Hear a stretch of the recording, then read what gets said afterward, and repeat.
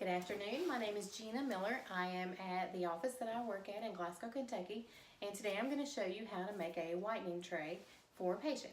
Okay, so the armamentarium that we would use is the same whether we're making a whitening tray, a bleaching tray, or a night guard of some sort for patients that clench and grind, or a mouth guard for an athlete. This is what we're going to use today for our whitening tray. It is 0.04 millimeters thick. It's nice and soft and flexible, and we will use it on what we call a vacuum former in just a moment. I'll show you that. When we're ready to make a tray for a patient, we would take an alginate impression and pour up a model in stone. This is what the model comes out looking like. It's kind of rough and lumpy. It's got all this excess around the edges. We would use this model trimmer.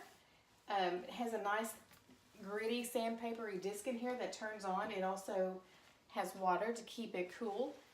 You would push this against it to trim it until you end up with this nice trimmed model like this one. I have prepared this one in advance. It's got a hole in the center in order to allow the vacuum suction to pull the material down onto the teeth nicely.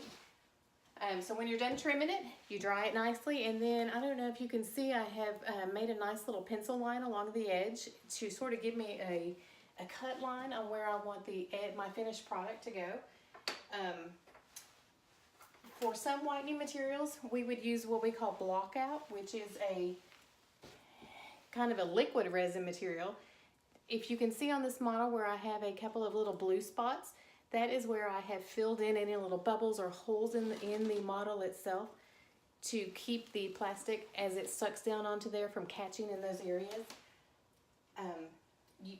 This material is light cured, so as I put it on, I would just turn on my light, and it would cause that block out material to harden on the tooth, and so that I'm able to form a tray nicely without any little holes.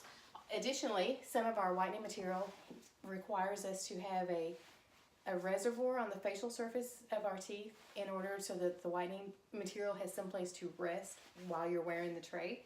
The material we are using currently in our office doesn't require that, so I just filled the little blue spots, or I just filled the little holes with the blue material. This is what we are actually going to be using to form the trays. This is called a vacuum former. It has this portion of the machine is the heating element.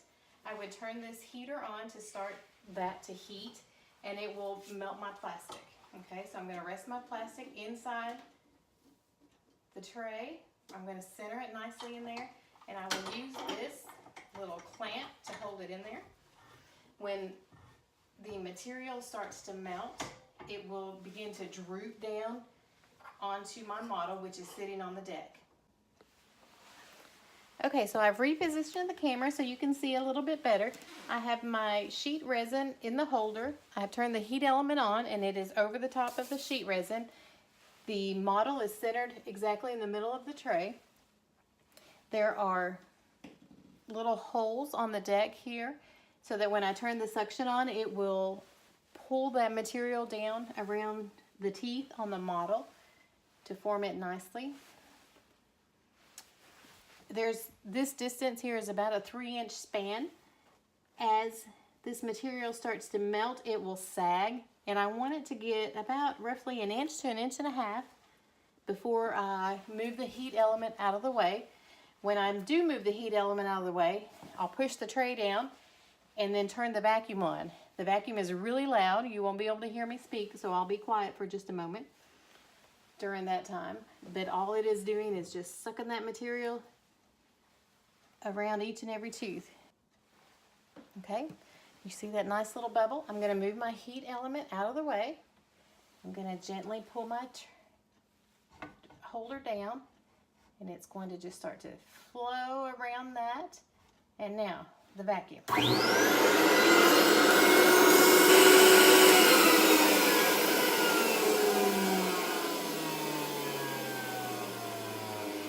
Okay, so I allowed the vacuum to run for about 15 to 30 seconds or so. Now I will allow the tray to sit on this deck for an additional minute or so until the the plastic begins to cool.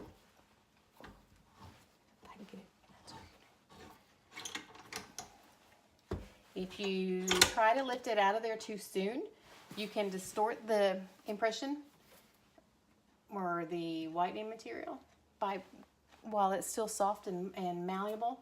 So we let it sit there until it begins to firm up. And then we'll take it out and trim it. Okay, so our material is nice and cool. I have my pre-drawn line. I'm going to take a small pair of curved scissors and just trim all the excess all the way around to get to just the part that's on the teeth, okay? So here is just, the entire model is covered still with plastic. If you just relieve the plastic slightly in the very dead center, because all this is going to be trimmed away. See how it nicely began to pull off the model without too much stretching of it? So now I can just gently pull all the way across. And here's my whitening tray, although it still lacks more trimming, okay? So I'm just going to trim as close to the teeth on the facial surface of the teeth. I would prefer on a whitening tray for the material to be scalloped right over the papilla of in between each tooth. On the palatal side, the material can be cut in a straight line. We scallop it on the facial surface to keep the material from squeezing out onto the gum tissue too much. If it's trimmed right to the edge, it has nowhere to go.